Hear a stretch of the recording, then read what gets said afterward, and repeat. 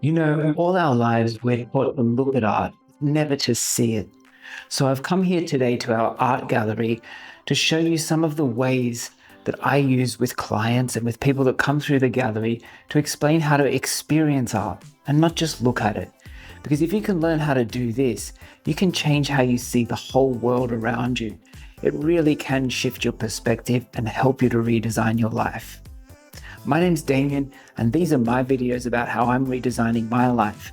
I've spent more than 20 years helping leaders and brands all around the world to transform themselves, their brands, their experiences. And now I'm doing the same thing for people, helping them transform their lives into the people that they really want to be. So I'm glad that you're coming along on this journey with me. If you like what you're seeing, please subscribe, leave a like and a comment below, and I'll be sure to get back to you.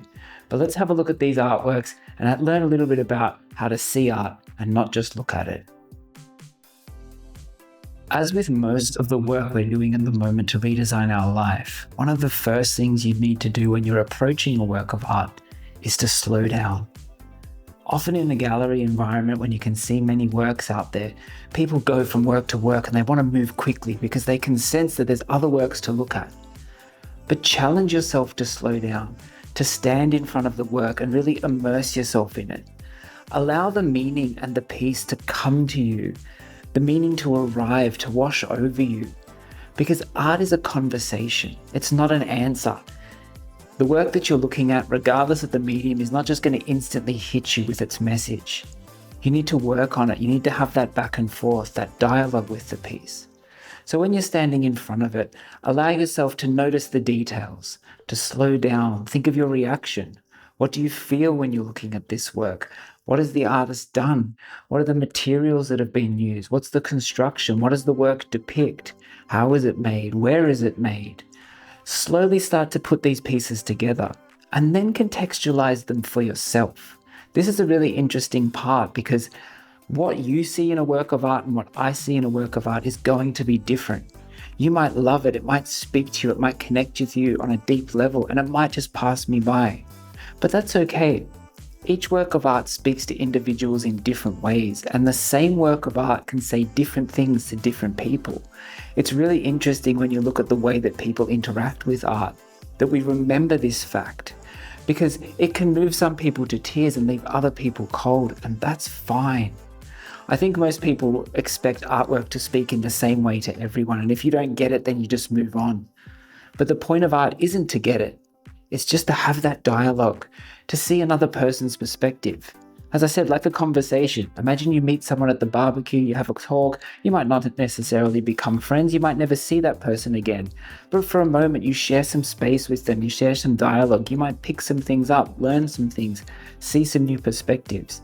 It's the same thing with art. And it really doesn't matter what the wall text is, what the essay that accompanies the artwork is. See what it means to you.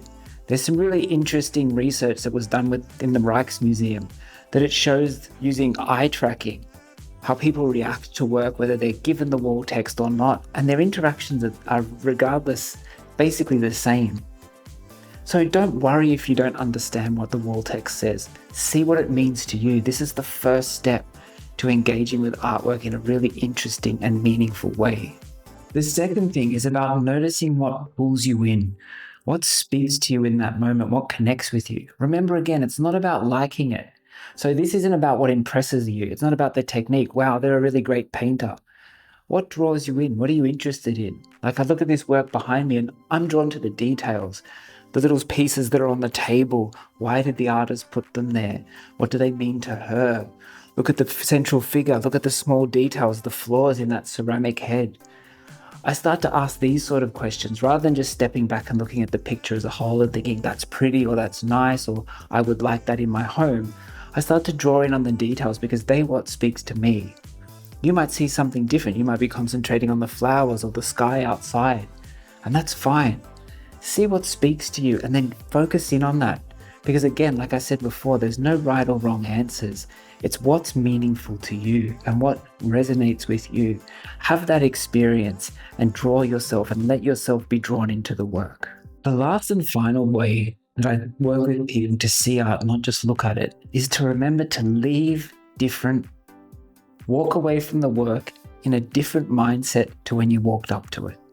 Now, it doesn't have to change your world. It doesn't have to get you to see a completely different perspective. It doesn't need to even really deeply connect with you. But for a moment, you've heard someone else, you've spoken to someone else, and you're leaving that interaction slightly richer than when you entered it. And you have to remember that and reflect on it and be grateful for it. And this is something that you can then carry out into your life as you go out into the world. It's a lesson that you can remember as you go on this process of redesigning your life. As you interact with other people, as you interact with the world around you, nature, the environment, all of those things. In those interactions, in those moments, try and let it sit with you. Try and let it shift you, shift your perspectives. Like I said, you don't have to agree with the perspective, but at least for a moment you've seen it. It's broadened your horizons and let you see things differently, even if just for a moment. I think that's the real power of art, because when we stand in front of these works, we can exercise that skill, we can practice that skill. And then when we go out into the world and we're interacting with people and we're learning and we're building our lives, we can carry that with us and take every opportunity that's given to us each and every day to see things differently, to learn and to change and shape our lives. As I've said before, this is an ongoing process, this redesigning of your life. It will go on forever. It's never changing. You're moving in a direction. You're not chasing after a goal. Your life will never be redesigned till it's absolutely perfect. You'll constantly mold it.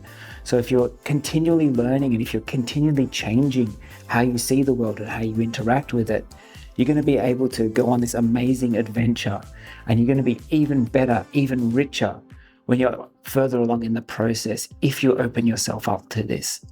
So I encourage you to get out there, get into galleries, experience art, have those conversations, have those connections with the works. I promise you, it will be really rewarding.